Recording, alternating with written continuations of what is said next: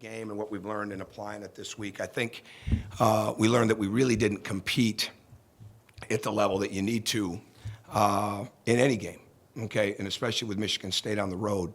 But we didn't compete, and because we didn't come and do the things that you have to do really well time and time again. You know, much like I said the other night, we didn't cut as hard as we needed to. We didn't play with the purpose on offense. We didn't have the quick ball movement like we needed. We didn't have the screening that we needed. And you've got to be able to play through the doldrums on both ends of the court. We didn't have as good a transition defense, and we just weren't as active as we needed to be with them. But we played hard, but we didn't play with an incredible competitiveness. But I think the biggest takeaway I hope they take from that is that there were numerous chances inside of that game, including late in the second half, if a couple things go right to get back in the game. We missed some layups. We missed some open shots. We missed more shots that were open, and they did a very good job defensively. I mean, there's no question about that. But we also missed open shots. We missed shots that we make, and you can't get your head down on that. And unfortunately, we did a little bit. But with all that being said, there were still numerous times, and when we went through the film, we wanted to continue to show them that a stop here, a stop there, some combination of stops, some combinations of a couple things going in, one more pass, one more dribble, one less dribble, those type of things, one more angle on the pass, one more drop of the shoulder on the second defender, all the things that go into it. There were numerous chances to be back in that game. They have to learn to understand. Young players have a hard time with this, how long the game actually is. The game is a very long game, and especially when you have the ability to make shots like we do. But we weren't as competitive as we needed to be. So we've put that. We've tried to put. It's never out of your mind. You work with that in your psyche as you go through it, and you prepare for Ohio State. And we've got to get tougher. There's no doubt about it. We've got to get tougher. We've got to get mentally tougher. We've got to continue to understand what works for us. And we've got to be very, very attentive. We're still building the heart and soul of this team, and the identity of this team every day has got to be a level of toughness. It's got to be a level of communication. It's got to be a level of determination. All those things take care of the basketball part of it, and we've got to continue to build that. And in this league, I mean, you just keep going against one great team right after another, and that's what it'll be tomorrow.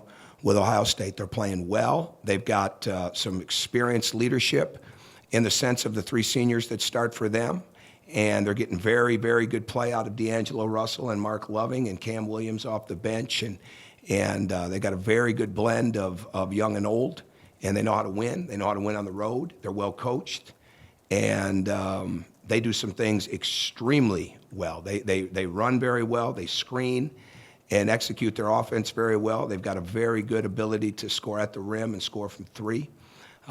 They create a lot of havoc defensively, and they mix their defenses now. They played a lot of zone early, but now there's more man-to-man. So we'll be prepared for everything, but we've got to have the right mindset to come out and compete, and that's what I'm looking most forward to. Well, I think he's responded well. I've thought about doing a lot of things, but we'll see how tomorrow turns out. But I think he's responded well. He's had a good week. He knows he didn't play well. Have you thought about making a switch? I've thought about a lot of things. So I may make a switch there, like I said the other night. I don't know. I mean, and if I knew, I really wouldn't bring it up in here. So you know that. But we'll see. I mean, we've done a lot of different things in practice this week. We've got to get our execution on both sides of the court, and we've got to get our rebounding up, and he's capable of doing all of that for us. Tom, and you addressed this a little bit, that Ohio State's shooting almost like 53% from the field. What makes them so effective offensively? They're getting out on the break. D'Angelo Russell, he's taken about 100 more shots than anybody else on the team, but he also passes the ball pretty well. And I think the fact that they can score from three, the fact that they can score in the lane and they can post, they're the best screening team I've seen on film. And when it comes to time in and time out, setting screens, getting guys open. Now, they got some big bodies, right? But they do a really good job of getting people open. So you've got to be determined to deal with that. And then they do a good job of getting the ball where they want it. And at the same time, they play to their strength. Shannon Scott can get to the basket. He's shooting the three better. Sam Thompson's improved his range, but he's always going to be a tremendous cutter, slasher, offensive rebounder, out of bounds play guy. And you've got to be aware of where he's at all the time. Loving and Russell are shooting very good percentages. I think Amir Williams is 73, 74% in the last 5 games. Cam Williams is shooting a tremendous percentage. So they're getting good looks. They're getting really good looks, and we've got to take those away. Well, I think it's both. I think it's both, but it's individual. I mean, it becomes. You've got to. I wasn't real impressed with our leadership the other night. I think I said that in the part that's where you got to have guys rally together. But you can't get quiet when it's not going well for you, and somebody's got to be the momentum getter. There was numerous times momentum was up for grabs. First half, second half, and as good as they were playing, momentum was still up for grabs, and they kept it. We didn't grab it, and so that becomes. You never know who's going to grab momentum. Could it be? Is it youth? Is it an older guy? Is it a big guy? Is it a guard? You never know. You just got to be prepared when it's there. And that's one of the great mysteries of sports. You never know how that's going to turn out inside the game, but you got to be ready to pounce on it when it's there. So we didn't do that. They did a great job of controlling momentum, and it hurt us. Let's try one more. James has, I guess, hit a little bit of a rough patch shooting from behind the arc and inside it the last, I think, 3, 4, 5 games. When you got a young guy like that that's obviously had a lot of success scoring the ball, shooting the ball throughout his career, and maybe just hits his first rocky patch in college, and how do you work him through that? Well, a couple of things. First off, he's pretty good at knowing how to do it. We practiced yesterday, shot a lot in practice. Okay, they lift. He's right back out there shooting.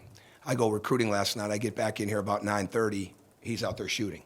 You know, I'm not worried about him. The last thing I'm worried about is him making shots. I think now shot preparation, being ready to shoot, coming off screens better, getting out in transition, using the ball screen better, those all become parts of it. But he'll make shots, and I think he's really worked hard this week to improve all the things. Again, day after day, it's how do you make guys complete players, and he is working very hard at that every day. So Love is, he knows he's not shooting it well, but we keep looking at the points that we can make that can make him better in the sense of, like I said, those technique issues and those areas of the game. And then you just go in there and you don't over exaggerate it. Just let him play.